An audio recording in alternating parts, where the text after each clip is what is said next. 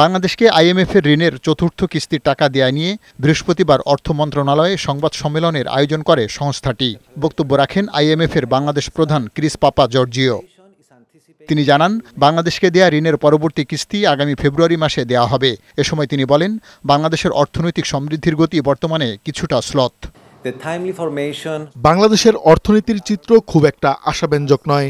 দীর্ঘদিনেও নিয়ন্ত্রণে আসছে না মূল্যস্ফীতি, যা আইএমএফের ধারণার চেয়েও অনেক বেশি।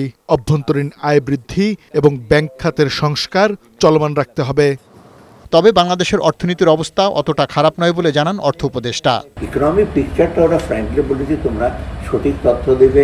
আমরা ওই ডেটা নিয়ে তো অনেক কথাবার্তা হয়েছে, ডেটা নিয়ে আমরা কোনো ম্যানিপুলেশন হবে না, যা আছে তাই দেবো, ফাঁকি দেওয়ার তো কোনো দরকার নাই। এইটাই সার্বিকভাবে। তিনি আরও বলেন, বিগত সরকারের দুর্নীতি নিয়ে প্রকাশিত শ্বেতপত্রে কোনো নতুনত্ব নেই, এটি গতানুগতিক ধারায় তৈরি হয়েছে।